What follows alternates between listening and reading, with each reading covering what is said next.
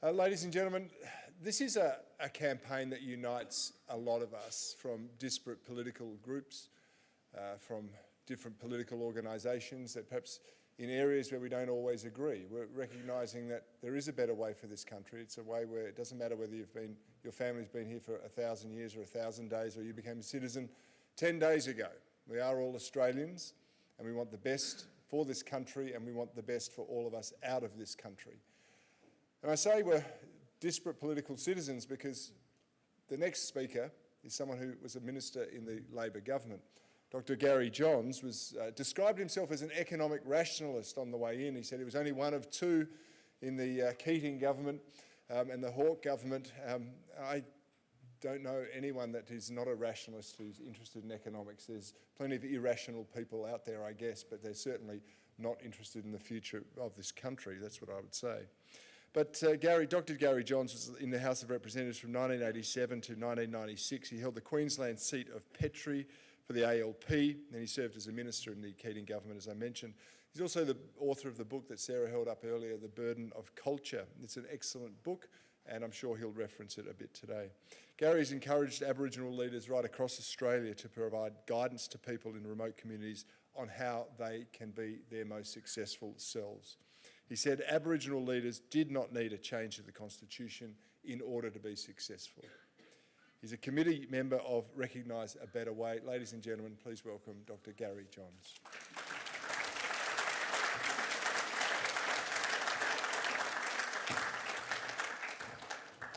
Corey, thank you. It's a delight to be with you, have such an exuberant, enthusiastic crowd.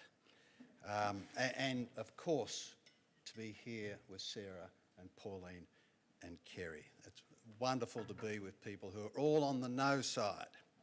Now, Sarah posed a question which I'm going to try and answer. She said of the South Australian legislation, what's the harm? And we might pose that to the referendum. What's the harm? I'll tell you what the harm is. Aboriginal people are a modern people. They all have mobile phones, especially the kids. You cannot escape the modern world.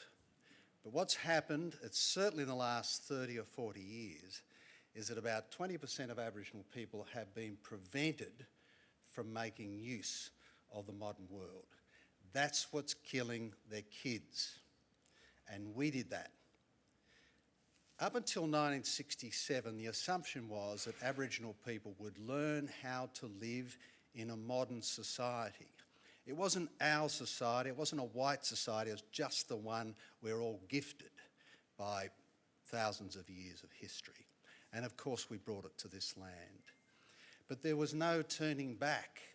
You have to learn to adjust to the circumstances that are before you, or the consequences are dire. So I was talking to an Aboriginal woman from Fremantle recently, a woman of my age, and she said, we did all this in 1967. We did everything you asked of us. We are now teachers, doctors, accountants, electricians. We did it. We came into this society. What more can you ask of us? This is the tragedy. This stupid idea will mean that the last 20% who are in crisis, the children who are being sexually abused, the women who are being beaten, and the blokes who don't know what the heck they're meant to do in this society, are being held out. In 1967, Kath Walker, Oodgeroo Noonuckle, known up our way in Queensland, wrote to the effect, the white man had to become civilised, now it's our turn. Now you couldn't say that today without getting into trouble. But it was true that we made a transition too. We were all once hunters and gatherers, but we moved on. And we were gifted that. So I think we've brought a gift to this country. And most Aboriginal people are grateful for that gift. How many? Well, I say it's this. About 80% of Aboriginal people are doing about as well as other Australians. we don't hear about that so much. But it's the last 20% who've not, to use an old term, come in. Who are the last 20%? Tragically, 20% of Aboriginal men have been to jail. 20%. A lesser number of Aboriginal women, but unfortunately climbing. Now those people are just recycling in that system, because for the last 30 or 40 years we've said being Aboriginal is enough. You just stay there on collective title and do your cultural thing, and then we will bring things to you. And as an old vicar mate of mine who was out at Owen Pally for many years, a missionary, a good man, he left because he was sick of burying children. He said, these people are radically disabled because there's nothing we will not do for them.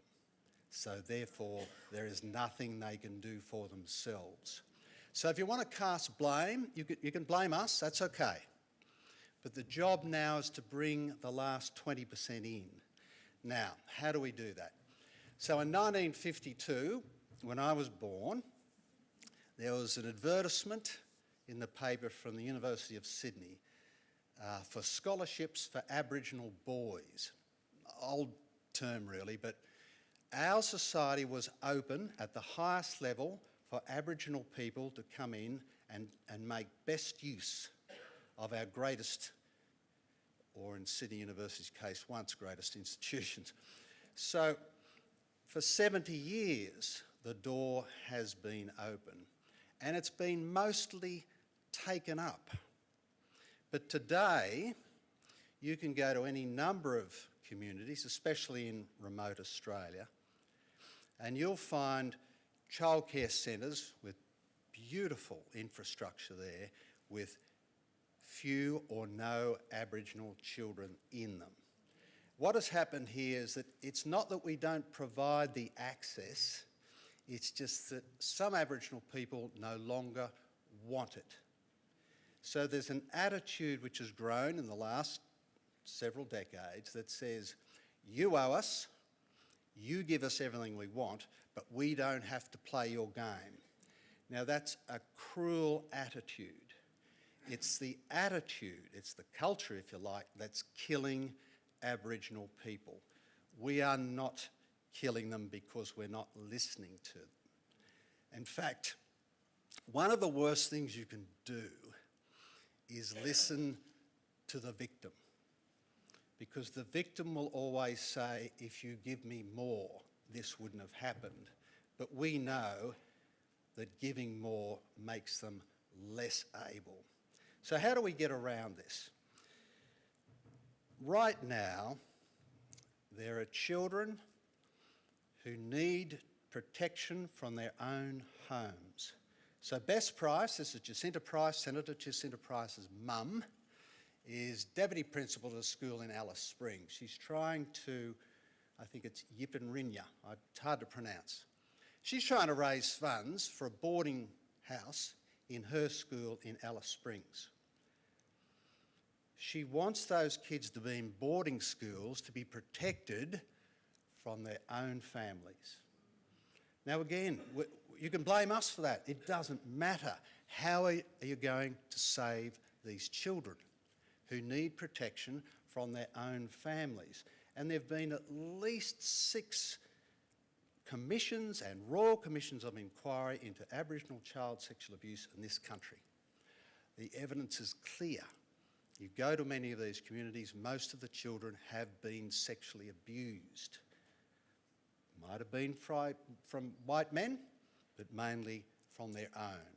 Because these communities have turned in on themselves. They are crushing themselves because we stopped inviting them into the open society 50 years ago. How do we do this? The whole idea of self-determination, collective self-determination, is what's killing Aboriginal people. So the game now, and the voice would be a little cherry on top, says only an Aboriginal person running an Aboriginal organisation can do good things for Aboriginal people. I can tell you that's a death sentence, because I've looked at a lot of those Aboriginal organisations, and the claims they make about being better at or for Aboriginal people are just wrong. The proof is not there, or the proof is that the claims are untrue. So if you go down to Nowra, say, in New South Wales, southern New South Wales, and as I have, and I've talked to a woman there running a women's child centre, and you've got to be very sensitive when you have these sort of conversations. I say, do you get any Aboriginal women in here? Yes. Why don't they go to the Aboriginal Controlled Health Centre up the road? And she said, well, if you're in the wrong family, they won't help you. So collectivism is a bad thing. We, I presume, don't worry about who runs the local GP's clinic or what family they're from. We just know that they'll be well trained and we'll get good medical advice when we get there. So the whole idea of Aboriginal self-determination is a very nasty ideology. I'll tell you where it got a big boost. Into the Royal Commission into Aboriginal Deaths in Custody. And if you look at the 5 volumes of the Commission's report, yes, I've read them all many times. There are 250 different mentions of Aboriginal self-determination, and not one of them defines it. They were groping for an idea. And it was Mick Dodson who wrote that stuff. And I'll tell you about the Commission. The Commission was an inquiry into the deaths of 99 Aboriginal people in custody. None met their death by ill means. The police or the custodians did not kill them. Most people in custody today die because of ill health. They're in jail because they are knocked about badly, usually on drugs. Fortunately, the number of deaths in custody, black and white, has dropped over the years because we do take more care, we have more insight.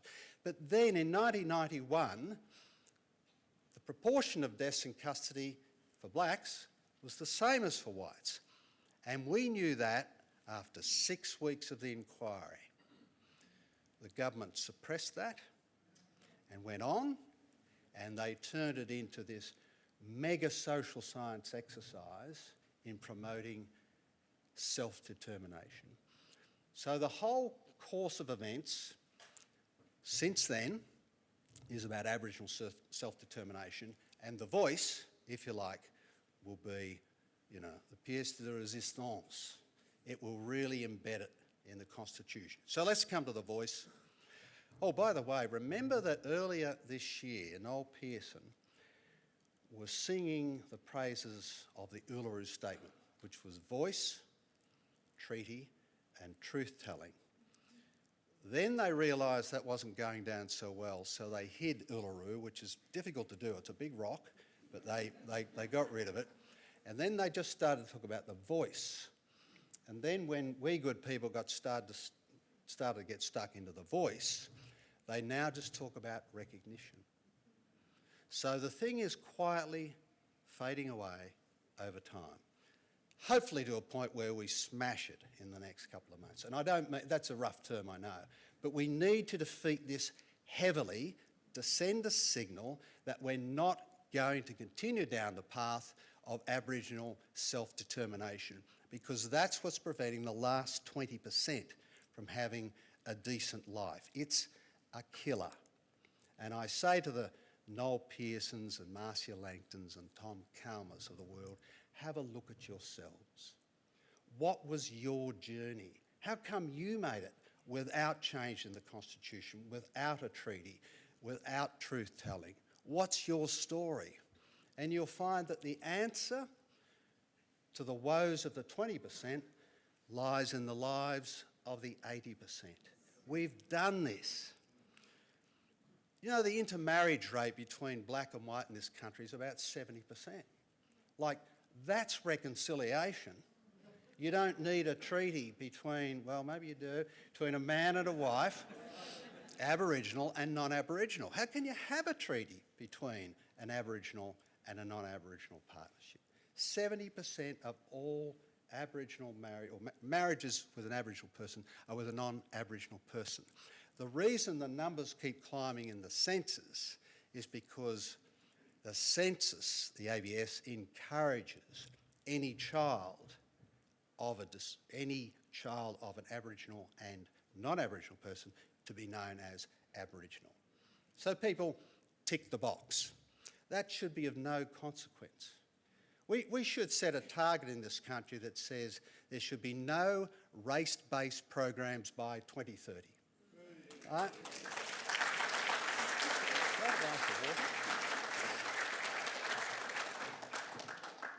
It can be anyone's glass, it doesn't matter. There really shouldn't be, because if we have to define race, it's a very ticklish issue. And I say to many of my friends who want to go down that track, I say, why bother? We shouldn't have any programs based on race. And then you can remove that ugly conversation about race. And just quietly, and with great respect, you know, in 1901, this was a British society. You know, we were 98% British. And then there were a very well-defined Aboriginal society. That's just not true anymore. You can walk down the Rundle Mall and wherever, and you'll find people of all races and all countries. So with great respect to Aboriginal people, who are often no longer as identifiable as they once were, you're just not that exotic. I'm not being crude or rude there. I'm just saying it's just not as different as it was. You are modern people. You're less distinguished and distinguishable, as are we, and we too are trying to work out the best way to work and grow and live in this country. But some Aboriginal people have, the lesson stopped. The lesson stopped. So the work that church people did up until the late 60s was very sensible, because they were providing food and shelter, in a sense, and they were bringing people in. Aboriginal people mostly came in voluntarily because it was easier to get food there than do all that hard work out in remote Australia. But having come in, the rules changed, because women would often find comfort inside the church or the grounds of the area, because they didn't necessarily want to be going with an old man. So the Aboriginal society meant that old men took as many young women as they wanted, pretty much the same as we did in earlier generations. But when women found that they were protected by the church, they started to change their culture. They realised there was a different way. And then, of course, there was the explicitly integrationist notion that you should learn to read and write English. Now, was that destroying their culture? I guess it was. Was it destroying their languages? I guess it was. But that's a done deal. That was done a long time ago. And by the way, if you're a person speaking Aboriginal language here and then you wanted to talk to someone 100 kilometres away, you couldn't understand each other. There was no unifying language among Aboriginal peoples. Fortunately, there is a unifying language in Australia today, and it's English. It could have been different, you know. The Dutch might have had the north, the French could have had the west, the British could have had the east coast. I don't know who would want South Australia, but you know. That's terrible. Cut that out of the film. You know what I mean? We could have been a nation, well, a country of many nations. We could have had wars on this land between European nations. So we should be grateful we just had the one group who came in with some of the best laws known to man and woman anywhere. So there's a beautiful little, how are we going? So it's a beautiful little story I'll finish on, which is about the bloke called Cable. He came in on the First Fleet as a criminal, convict, that's the word, Gary, and he lost his belongings. Now, you think that'd be game over. Mate, you're a convict, like, no rights. He sued the captain of the ship and won. That was the importation of British justice from day one. Now, it hasn't been a clean rollout, but nevertheless, white men were hung for murdering blacks at the very earliest stages. And that doesn't mean to say there weren't awful violence by whites against blacks, and the reverse. But that is history. Why would we tell those truths again when the only known truths are written down by us? It can't be any other way. There's one truth, and I'll leave you on this.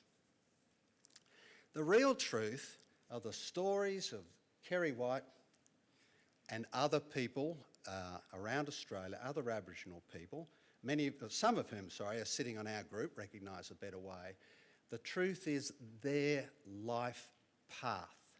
How come they made it without a treaty, without a voice embedded in the Constitution, and without truth-telling?